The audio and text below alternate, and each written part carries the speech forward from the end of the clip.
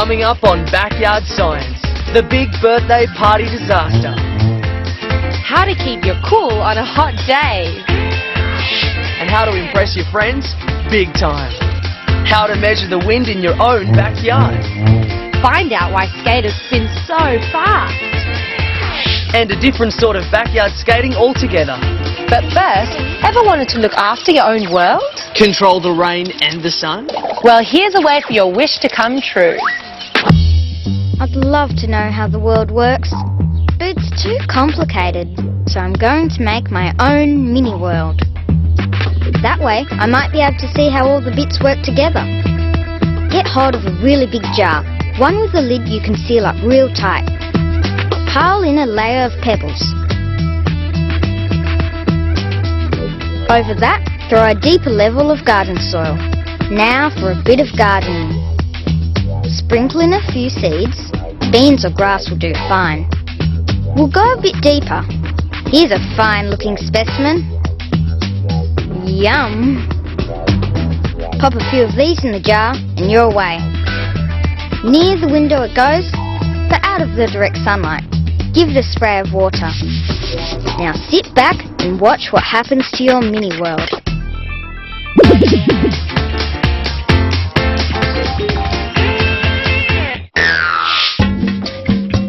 I'm going to set Angelique a puzzle. Here's the setup. Inside the cups there are 2 ping pong balls. I just tape the 2 cuts together.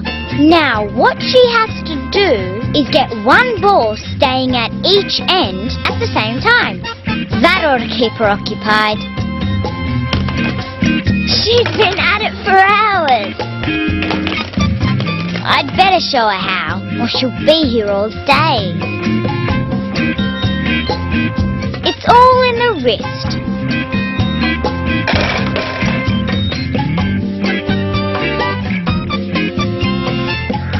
Centrifugal force pushes the balls out, and they're both in one end of the cups at the same time. That's my spinning challenge. Now our friend Joseph says he has a challenge that'll have us both in a spin.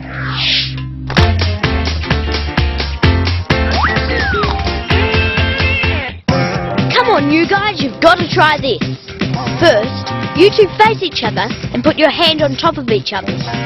That's the easy part. We'll try it again, but first, everyone has to spin round 12 times.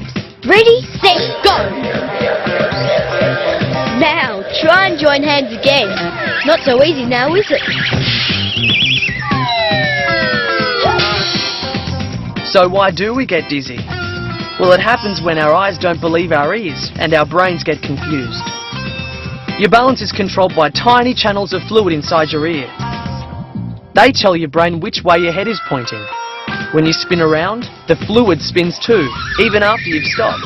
The confusion caused is what we call being dizzy. So your ears are telling your brain that you're still spinning, but your eyes are saying you've stopped. But there is a way to spin around and not get too dizzy, and a ballerina can show us how. Oh, I hate feeling dizzy. Can't wait to find out how ballerinas beat that one. Yeah, and I want to know how dancers and ice skaters can spin so fast. I could sit here and watch Christy Grace skate all day. She's just fantastic, especially when she spins around. Wow! Hey, I just noticed something. The yo-yo wraps around my finger faster and faster as the string gets shorter. Hey, the same thing's happening with her.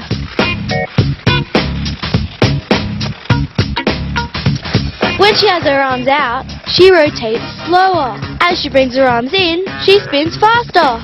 Wow! So that's how she does it. I'm gonna watch closer this time. If we imagine a line down from her head to her toes, when her fingertips are as far away from that line as possible, she spins slowly. As soon as she brings her arms towards the center, she really speeds up. Now I know Christy Grace's secret. Just hold the applause, folks.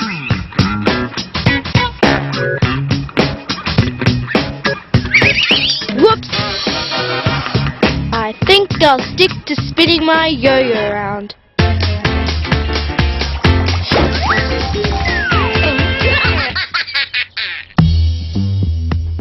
things are starting to happen in my mini environment. You can see the seeds sprouting, but that's just the start. To live, everything needs to eat, drink and breathe. In the outside world, water comes from rain, and it's the same in the jar. As the jar warms up in the sun, water evaporates from the soil and the leaves of the plants. When it reaches the top, tiny water droplets form. They get bigger and bigger till they fall back down just like rain. When it comes to breathing, there's another cycle going on. To survive, animals breathe in oxygen and breathe out carbon dioxide. And guess what? Plants do the opposite. So the worms help the plants, and the plants help the worms. So that's breathing water. But what about food? I wonder what these guys are eating.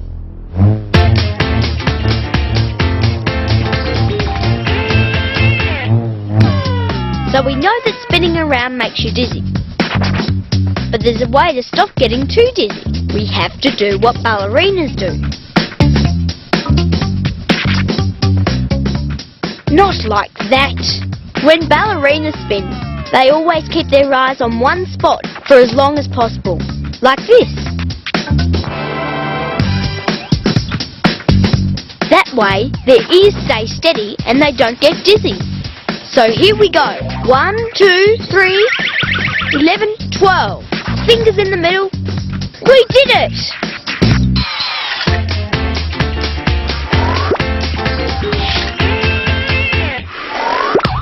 I wonder what we can do with this old cubby house. I bet Priscilla is imagining her own gym, and Lucas wants his own recording studio. I'm so good at predicting. I think I'll build a weather station, and you're gonna love it. Now, for measuring wind speed and direction. Got my kite! Nah, don't need it. I've got a better idea. We need to show how strong the wind is. So first we'll mark out 3 zones to show light, medium and strong winds on a piece of cardboard.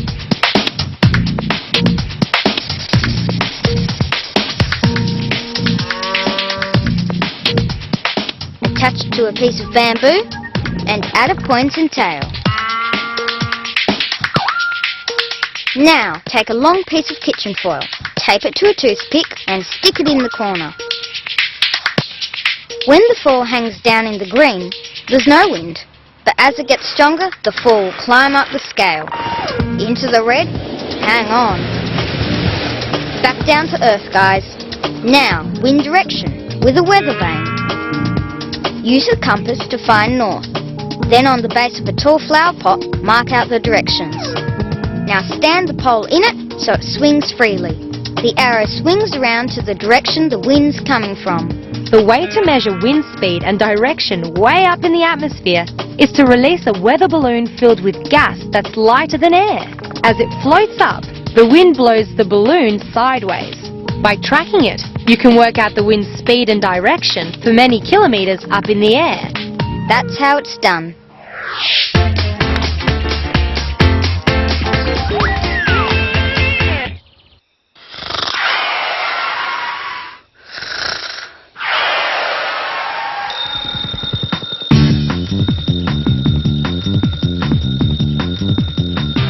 Love a bit of early morning lawn surfing. You've got to be up at the crack of dawn, and the grass is wet with dew. Oh, it's not working. There's no dew on the grass. It must be too warm. I wonder how cold it's got to be before dew falls. Here's a way to find out. Fill a tin can with water. You'll need a thermometer to measure the water temperature. Start adding in cubes of ice and stir with a thermometer. Watch carefully. The air surrounding the can gradually cools as it touches the sides. When the air has cooled to the point where it can no longer hold onto its water molecules, they condense onto the can as droplets. That's dew. Measure the water temperature exactly when you can see droplets forming. There, 5 degrees. That's what the ground temperature should have been this morning if dew was going to form. It's called the dew point. Hopefully, it'll be colder tomorrow morning. I might be in luck. It's nippier today. Yes, perfect conditions for lawn surfing.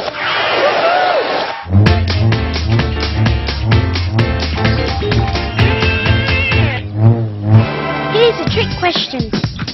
How can I turn these holes here into the colour of the paper on that wall? Want to know how?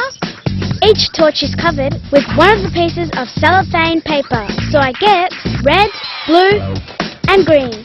Lights out. Here we go. Let's start combining them. When I mix the red light with the blue light, I get magenta.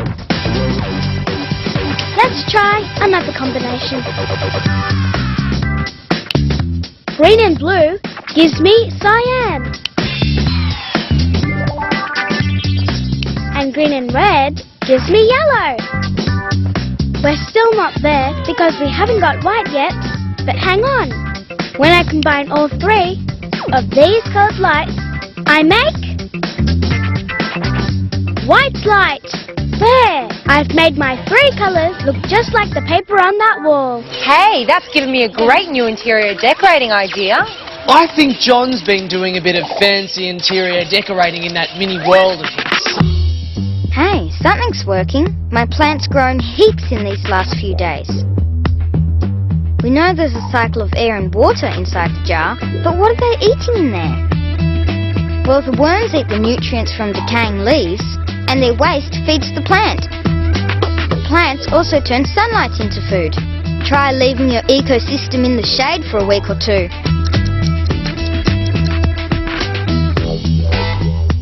Yep, I thought so. They look really unhappy. They really need that light. So there you have it. The whole world in a jar. The air we breathe, the water we drink, the food we eat. Cool, huh? We can hardly wait till it's time for Ty's birthday party. Let's go through the list again. Menu? Done. Decorations. Thought of those? Course. What about invitations? Uh-oh, I've forgotten the most important thing. No invitations, no guests. What are we gonna do? Me to the rescue. We'll have to make our invitations. Not newspapers. How will that work? Trust me, it'll be the best birthday party ever.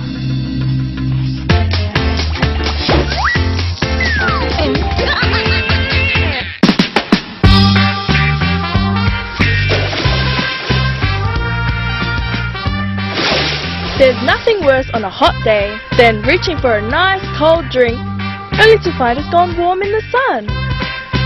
Thankfully, there is something you can do about it, and it's a lot cheaper than buying a fridge. Make sure you've got a bowl, some water, a flower pot and a plant sprayer. The can goes into the bowl. Cover it with the flower pot and then pour the cold water all over it. Now I'm going to leave it in the sun to cool down. The water's going to evaporate, so I need to keep adding more. And the can inside will cool down and stay cool. When water evaporates from the pot, it takes heat with it. By keeping the evaporation going, heat is drawn from the inside of the pot. This draws heat from the can and keeps the drink cool. It's like when you feel cool after getting out of the water, no matter how warm it is. The evaporating water draws heat from your body and cools your skin.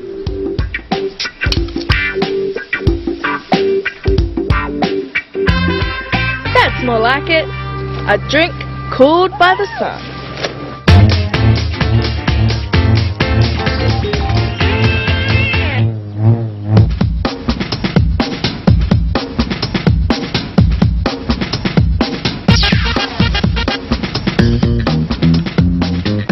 Juggling looks impressive, but with a bit of practice, almost anyone can learn.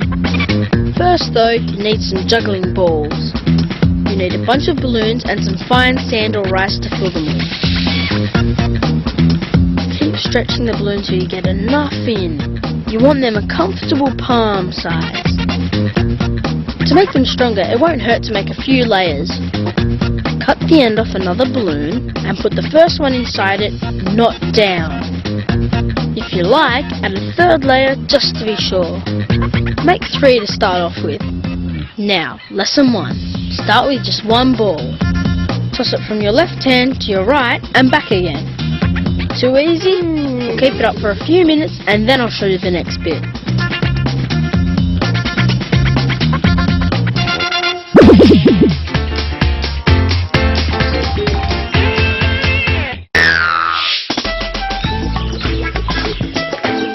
I love looking at interesting birds, but it's hard when they fly away as soon as they see me coming. I've got an idea. I'll just tie a few sticks together to make a frame. Cover it with something to hide behind. A few leaves to disguise it. Not bad. This is what birdwatchers call a bird hide. No surprises why. It lets you hide from the birds, so they stick around, giving you a good long look. Oh, look at that one! And that! They've got no idea I'm even here. Now that was pretty smart thinking. That's for sure, but are Sophie and Ty smart enough to come up with some eye-catching party invitations? If you're gonna have invitations, you gotta have pretty paper. And we're gonna make our own. I've done it before. First we cut up old newspapers. Then we add warm water to soften it all up. Add a splash of detergent to break down the fibres in the newspaper. Then we stir it up to make one big mush. You following all this? Yuck! How on earth will this ever look pretty? Don't worry, Ty. I know what I'm doing. I'll come back and show you the rest after it's soaked for a couple of hours. Okay, so the mixture's had a good soaking. Still doesn't look like an invitation to me. Don't worry. Now we tip the mushy pulp into a tray. Add some glue and squish it all up together. This paper's looking really grey and horrible. Not really party colours at all. Just trust me. I know exactly how to add a splash of colour. Oh, I hope she's right.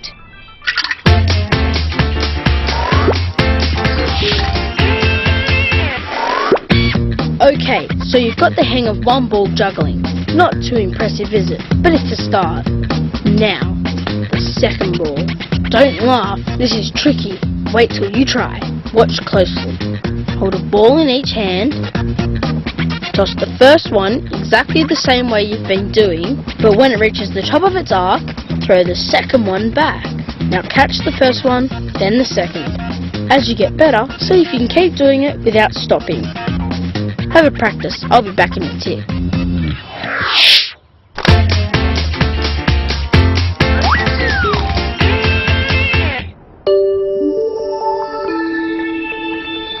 I live in a pretty cool place. Actually, it's freezing. All around me there's ice and snow. That's enough fun for one day. Time for a rest. It snowed all last night. Can't wait to go for a spin on fresh, fast snow. Oh no! An avalanche from the roof has covered my skidoo. Oh, I bet the engine's frozen up. Better dig it out. This'll never start. That's gonna ruin my whole day. Let's see. Yes, it worked! I don't get it. Surely the snow would have frozen the engine. Hang on a second. I can test this out.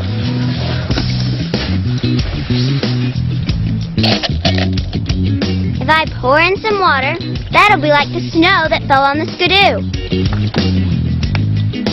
And then some oil. That's like the oil in my engine. Now I'll go and have some fun while it freezes.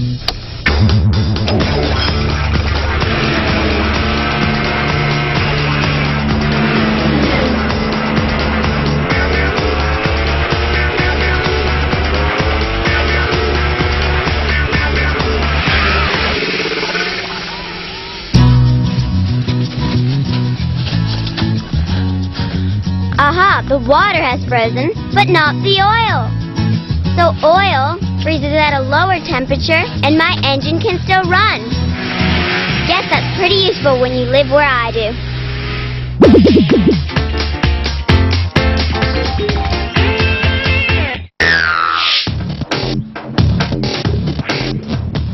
Here's what I call the pine cone puzzle. You'll need 3 pine cones that look about the same. Put one in a big glass jar with some water. Close the lid and put the jar outside. Put another pine cone in a paper bag and leave it outside. And put the third one, just as it is, in a dry place. Now, guess which pine cone's going to open the most? A pine cone opens so that it can drop its seeds. It drops them when they have the best chance of growing. If it's too cold, the seeds won't sprout. If it's pelting down with rain, the seeds will fall straight down, not far enough away from the tree to start life on their own. The best conditions are when it's dry and windy. So, what's going to happen to our 3 pine cones? After a couple of hours, you'll be able to see. The cone in the jar with the water hasn't opened up at all. Too wet.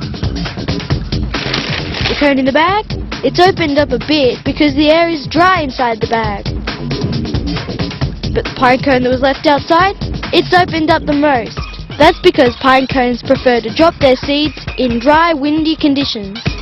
And that's the answer to the pine cone puzzle.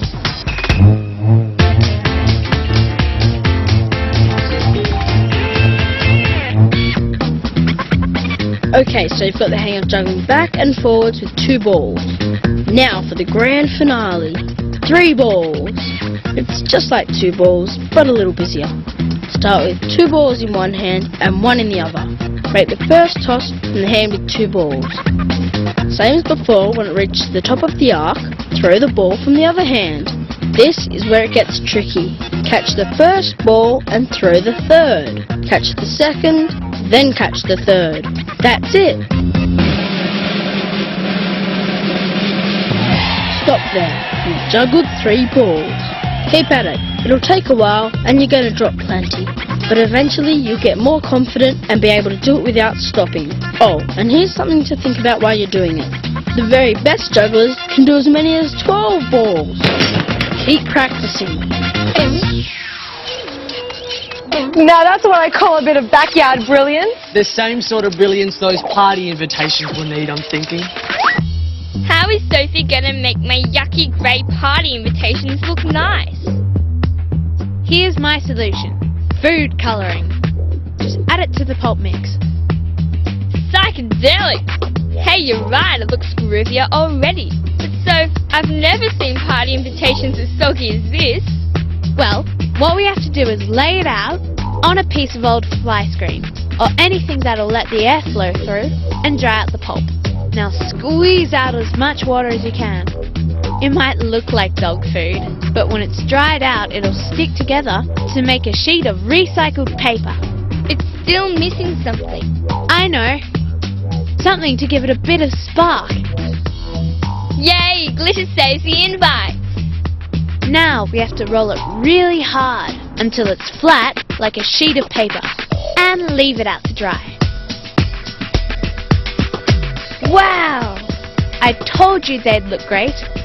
All that's left to do is trim them up so they look like proper invitations. Now, who will we invite? Jason? Steve? Peter? Phew, that's one birthday party saved. Backyard Science to the rescue once again. See you next time.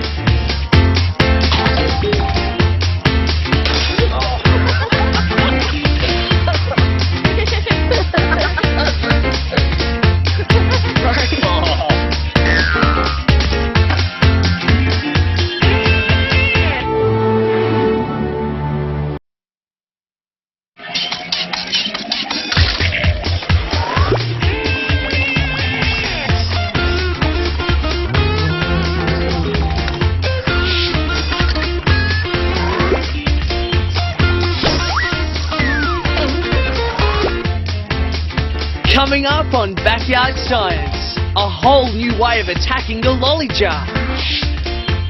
A surefire way to hang on to your money. And new meaning to the name Big Ears. What on earth is happening to those plants? Find out what makes a perfect face. And a backyard boat that goes off with a bang. But first, there's nothing more annoying than getting caught in a rainstorm. Unless, of course, you're a thirsty plant. But even then, there's a refreshing rain. And, well, another sort.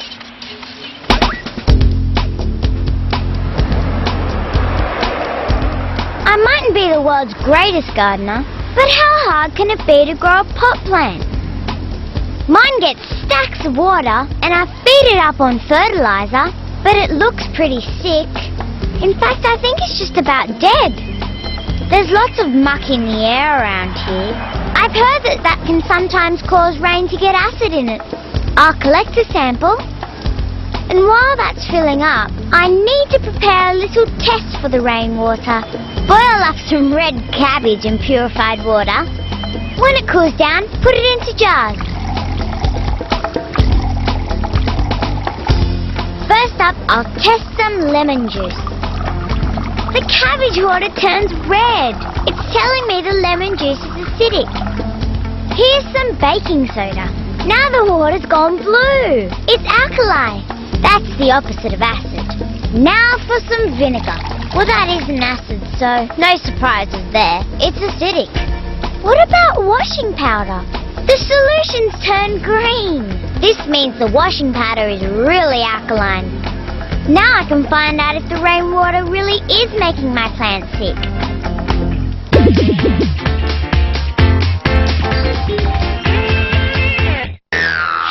I'm gonna make a jet boat, and it's gonna be balloon powered.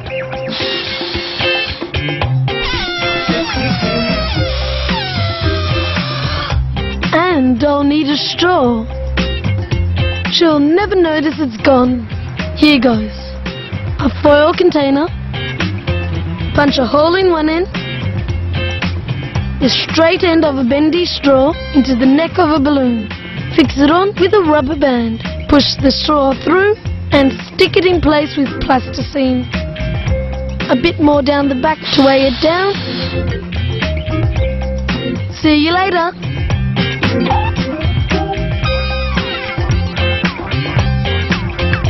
Now, away she goes. Oh, a jet boat. Look at the air rushing out of the balloon. Gotta give it another go.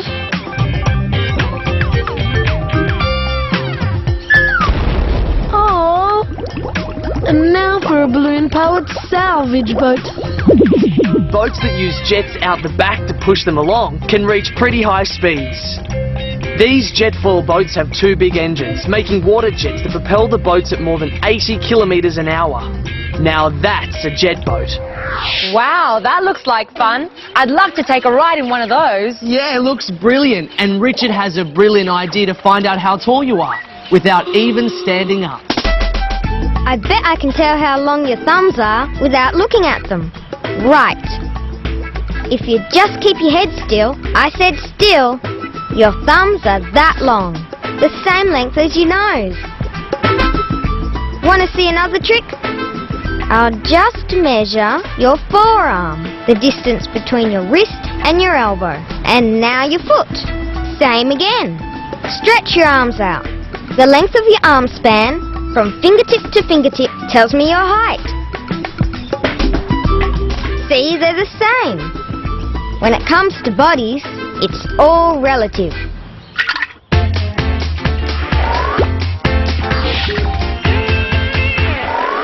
The sun's a fantastic source of energy. It heats up the world's oceans. So Liam and I are going to find the best way to heat up water in our homemade hot water system.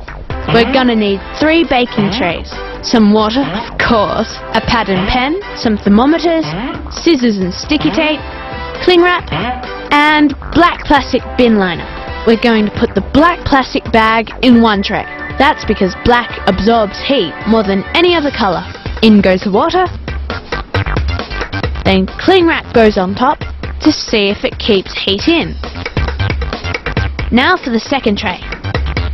No black plastic on this one, just cling wrap.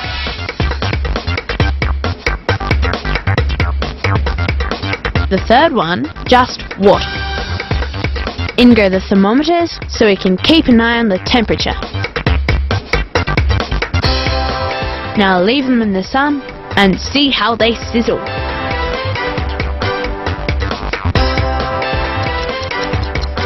Now, let's check the temperatures. Black plastic and cling wrap, 15 degrees. Cling wrap only, 12 degrees. The last one, still only 9 degrees. Let's leave them in the sun for a bit longer.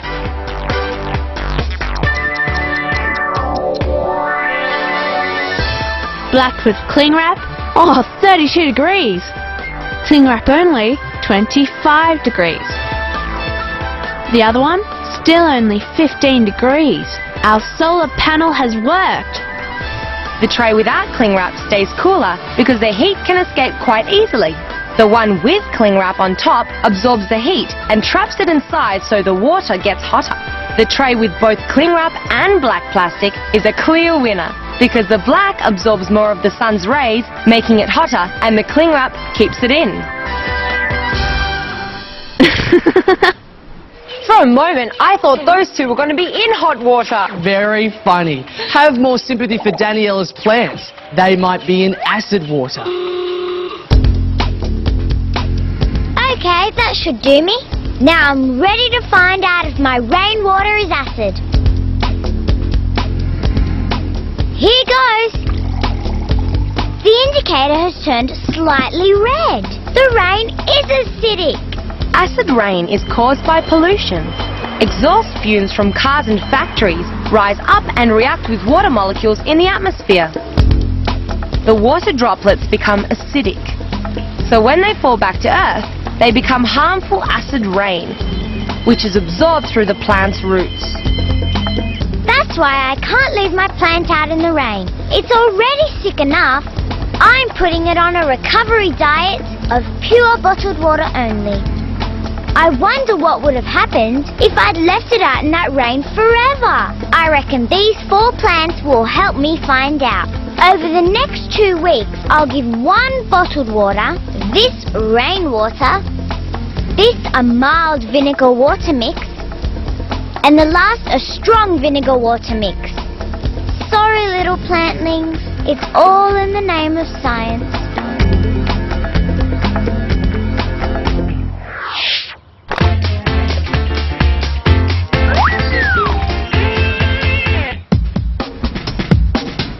I'm gonna get a quick shot of Genevieve. She's got no idea what we're gonna do with it. Give us a smile. Why don't you get a snap of Sophie too?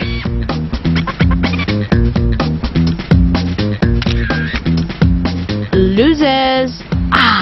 Got him! Let's go see what we can do with the photos. There we are. Now for some fun. Quite pretty, really.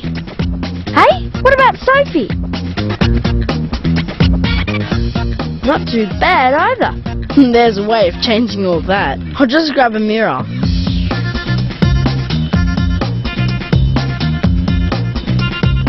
See how different she looks? Most people's faces aren't the same both sides. If you look closely, a mirror image of just one side is different from the real face. If you don't believe me, I'll show you in another way. Look! I can easily reverse these faces on the screen. See? That's the original, that's reversed. I'll print them out. Draw a line exactly down the center of the original and the reversed image. And cut down the line. See what happens when you join the different sides up? Oh, fantastic! She looks really strange. The real Jen is in the middle. On the left, we've made a wider Jen. And on the right, she's skinny. See? She's different. Oh, I've created a monster! And Sophie wouldn't be happy with her weird-looking half-sisters either. I much prefer the real Sophie.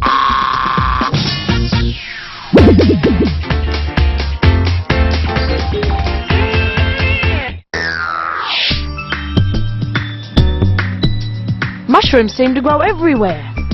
Here's a cool way to see how they do it.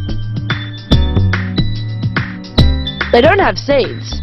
They spread spores, which hang out in the wrinkly bit underneath the cap.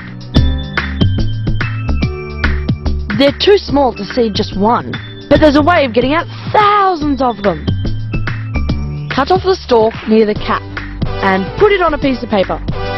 The spores are so tiny they'll blow away, even inside. So cover it with a glass bowl and leave a crack under one side so a little air can get in. It'll take about a day. Now, to check out the results, carefully lift off the bowl and the mushroom top. There it is. Oh, look at all the patterns of those spores. The spores are so small they look like powder. No wonder mushrooms grow everywhere. There are thousands of spores on my finger. Now to help that mushroom make more mushrooms.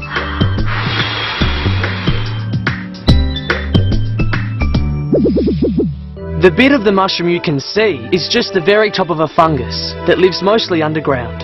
There are 1.5 million different kinds of mushrooms. One type produces 30 billion spores in one day. How's that for being busy? Soon there'll be a backyard full of mushrooms. Just add water. Funny you say that. I think that's exactly what Danielle's been doing to her plants. I've been watering these plants for 2 weeks now. Wow, look what's happened! First, the good news. The lucky plant getting bottled water is doing fine. The plant getting rainwater looks a bit sad. I guess that's because the rain around here is acid rain. Gosh, the mild vinegar solution has really hammered this little thing. Yow! The plant water with the strong acidic vinegar solution has kicked the bucket, just like mine would have if I hadn't rescued it. But do you know the best news? My precious plant is green and healthy. The bottled water has done the trick. You're positively blooming.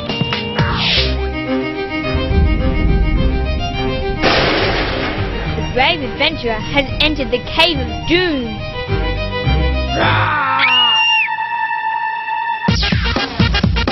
What do you think of my haunted cave? Not bad at all. There's the spooky plants, the bats hanging from the roof, the brave adventurer. Yep, I can only see one thing missing. Where are the stalactites and stalagmites? I'll see what I can come up with. I wonder if plasticine will do the trick. Not bad. Not great though. Don't worry, I think I've got the solution.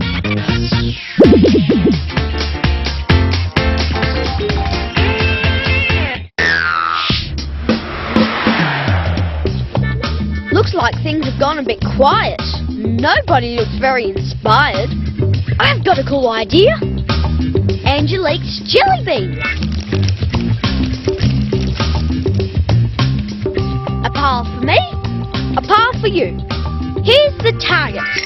Whoever gets the most in, wins. Let's see what you can do. Doll, try again. Oh, close. That's all yours gone. I'll let you in on a secret that's guaranteed to improve your aim no end. All you need is this.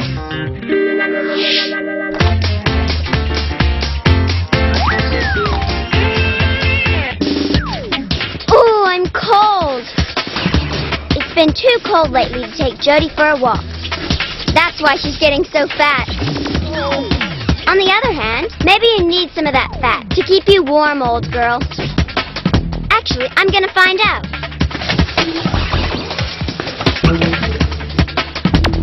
Shortening, cups. Shortening is made of animal fat. So if this stuff is what keeps my dog warm, I'll know pretty soon. In goes the thermometer, room temperature. Good. And I'll put a thermometer in one of these empty cups as well. And I'll pop you outside with no fat alongside the cup with fat in it. Yep, that should do it.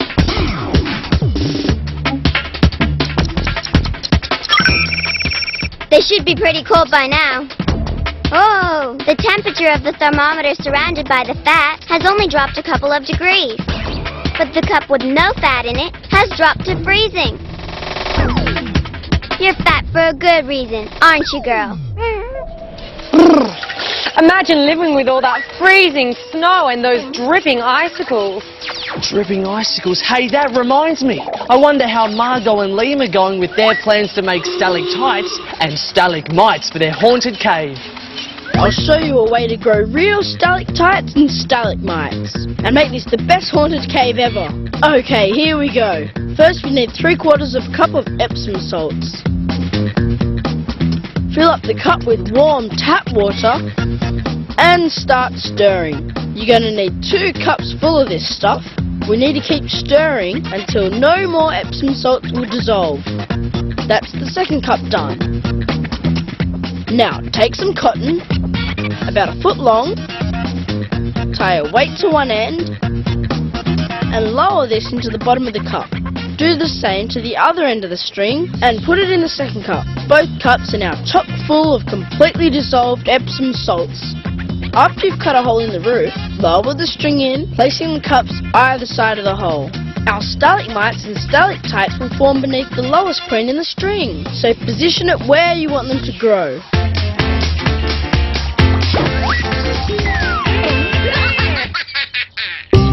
Daniela didn't have much luck getting those lollies into the jar, but I've got just the thing. Get a clothes peg and stretch a rubber band around it. Push the jelly bean against the elastic and into the jaws of the clothes peg. Aim carefully. Fire! How's that? See how it works? The power of elastic shoots the jelly beans off at high speed, and the peg lets me aim with pinpoint accuracy. See? I can't miss. Your go. Oh, bad luck. Your pile's gone. Oh.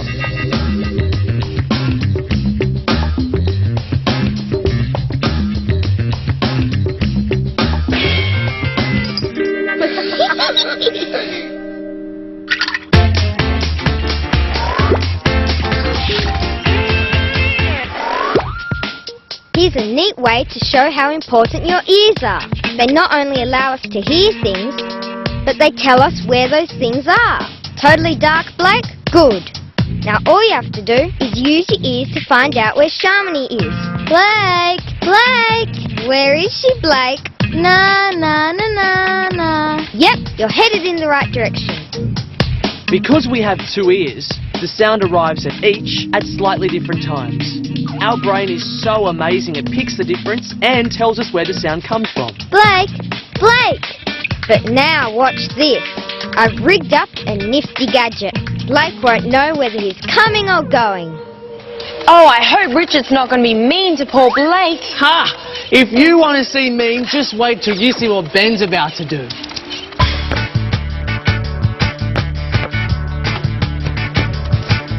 Angelique always wants to borrow money. Maybe there's a way of discouraging her. I've got an idea. This might do the trick. Absorbent paper, saucer, some vinegar, put some paper towel into a saucer, give it a good slurp of vinegar. Watch closely. In go some coins. This only works with copper ones. Yes, the acid in the vinegar has reacted with the copper. The coins have got a very unattractive shade of green. Sensational. And the longer I leave the coins, the greener they're going to get. It's just like the Statue of Liberty in New York. At first, the famous statue was bright and shiny, but today it's gone all green. That's partly because of salt and partly because the copper in the statue has reacted with acid in the rain. It's a similar chemical reaction to the one that's made Ben's coins go all green. Now all I have to do is keep a few of these with me at all times. Okay, here we go. Yep, I can spare a few coins.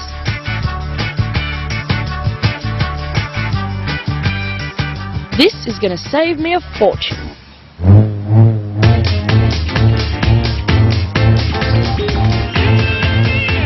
Sit up, all you golfing enthusiasts, and watch this.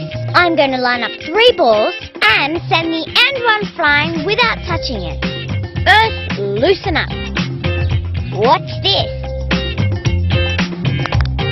Yes, I did it! Energy from this ball gets transferred from each ball and ends up in this one. Very interesting. I'm going to try something else. I wonder if energy can travel through water. Better use a lighter ball. Sponge to soften the impact. Okay, go.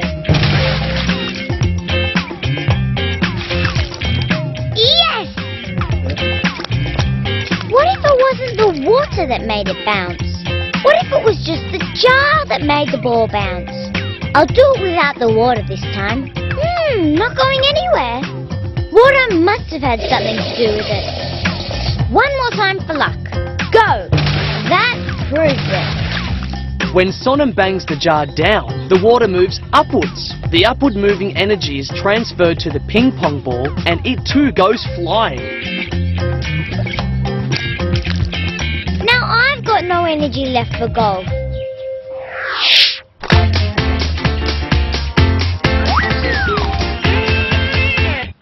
So, we've seen how Blake can tell where Sharmini is without seeing her. Blake! Blake! His ears let him know.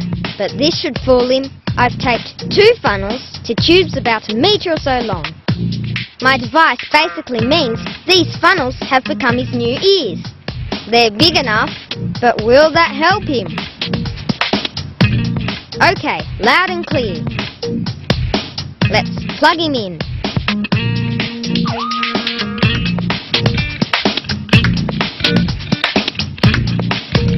The sound coming in the funnel on Blake's right travels along the tube and into his right ear.